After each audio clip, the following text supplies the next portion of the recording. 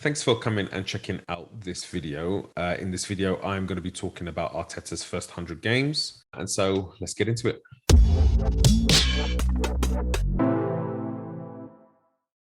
So Mikel Arteta's just been in charge of his 100th game last weekend against Watford.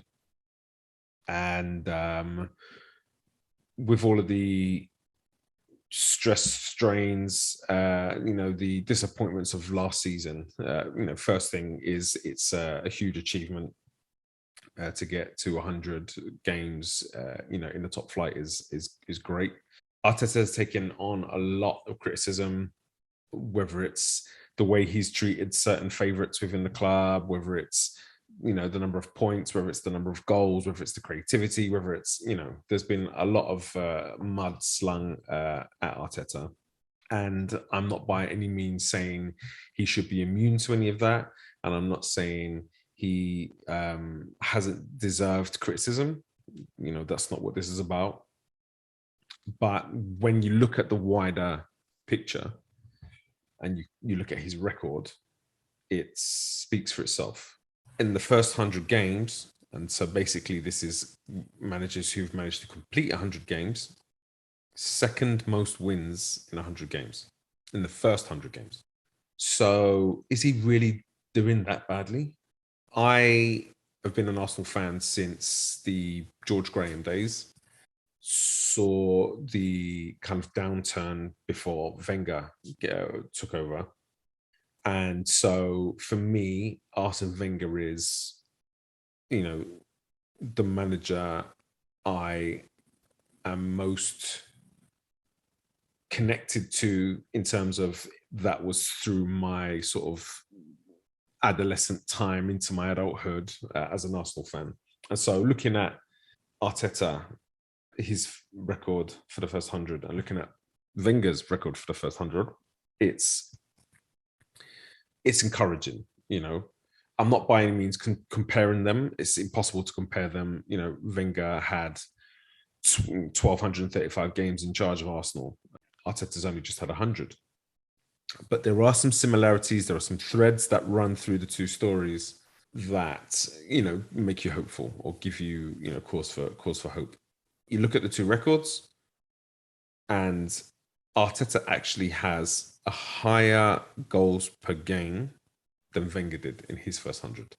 And yet we are critical of creativity. We're critical of team selection, formation, playing style, all of these things. It's quite funny. I mean, when I say we, I'm not talking about me. I have been critical of some things, and there are some times in games where I haven't been able to kind of fathom what quite is happening. But some of the negative press and negative attention he's had is being way overblown, in my opinion. I'm going to talk about two issues. The first thing being the playing philosophies, and the second being players, the squad. So looking at the playing philosophies, there is a parallel in that Arsene Wenger was coming into a club that had gone stale in terms of its performance. And I think Arteta's, when he came into Arsenal, the same thing was happening. He was having to come and take over from some staleness in the team. And so you've got these two managers who are coming in and having to basically implement a whole new philosophy. What Arsene Wenger did at Arsenal revolutionized the game in England. Coming in, the nutritional elements to it, the sports science. He brought in the urine testing to make sure players were hydrated enough. He removed all sort of negative nutrition, the stretching, the warming up, the way training was done.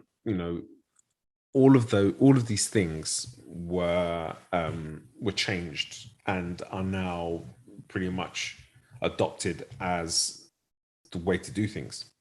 Arteta hasn't had anywhere near that impact on the game as a whole. But what he has done is change Arsenal's playing philosophy and also kind of non-playing philosophies to a point where we're starting to see a definitive style of play that you can say is an Arteta Arsenal style of football. You know, you have to remember Arsene, you know, Arteta's taken over from Arsene, who had the club for over 20 years. So that philosophy is ingrained in the DNA of the club. And then Emery came in and tried to shake it all up by pretty much changing a lot of the playing philosophy. So Arteta now is taken on this club that was in flux, didn't quite know what was happening, you know, weren't really defending that well, weren't really attacking as well.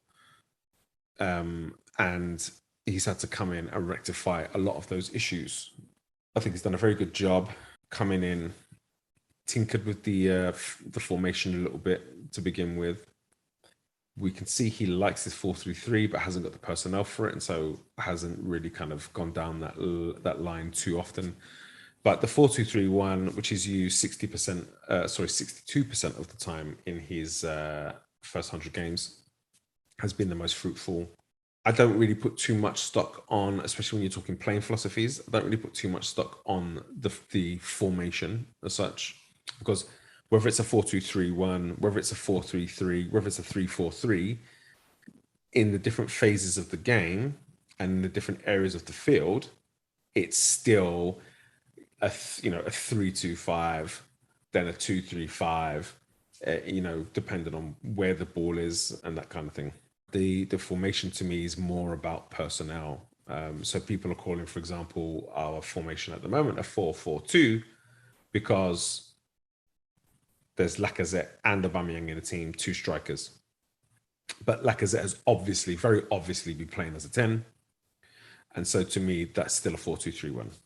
I think the 4-2-3-1 has been, the most profitable in terms of points for Arteta. I think he'll stick with that moving forward. I'm not sure that he will go to a 4-3-3, but either way, whether it's a 4-3-3, 4-2-3-1, 3-4-3, 4-4-2, whatever you want to call it, the principles of JDP are evident in the play. It's becoming even more evident when you look at player positioning, player rotation during the game. And so I think this new philosophy, this positional play philosophy that's been implemented is a good thing for the club. I think it's going to yield a lot of success. And I'm hoping that this is the start of things to come and that Arteta can go on to, in some way emulate Arsene Wenger in terms of his record, not only in terms of winning, but in terms of trophy.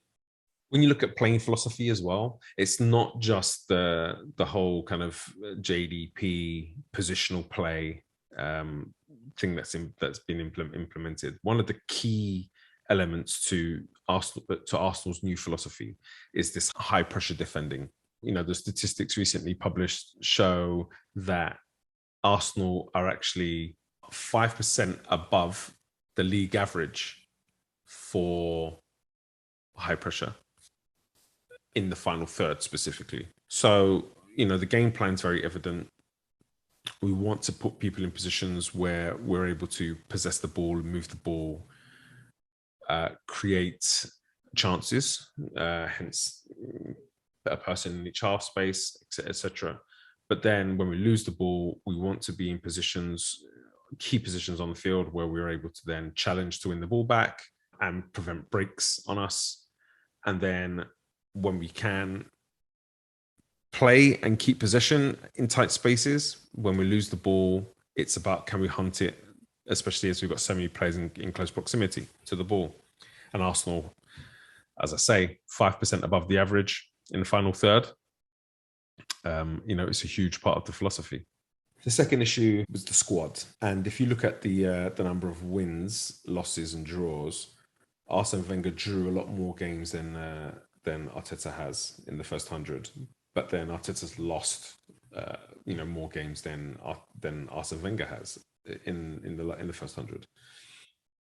And the big difference for me is defense. While Arteta has been very focused on improving the defending, Arsene Wenger actually inherited a back line of Seaman, Dixon, Adams, Bold, Keown, Winterburn.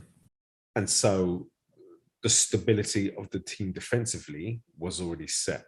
And I think that contributes to, the number of losses. Arsenal, while they may have had a set for when Arteta came in, it wasn't of the quality of that backline. I almost feel like Arsene Wenger's got this backline that's been rigidly drilled from the George Graham days. He only really has to focus on the expansive side of the game and focus on the midfield and the attacking side of the play. Arteta had to come in and pretty much rip up the lot and start again. Looking at that, I'm very thankful for the job that he's done. I also think you look at the number of players in the squad that have changed since Arteta took over. I think there's been maybe 12 players, 13 players that have either been renewed or are kind of first team players that stayed. But the rest have pretty much gone out on loan, have been sold, moved on, that kind of thing. And that's a huge turnaround to have to go through, especially with all the other issues that are going on. So for me, I think the first 100 games, to have won 54 games in that first 100, second most wins in Arsenal history in the first 100 games, is huge. I think it's a great sign of things to come.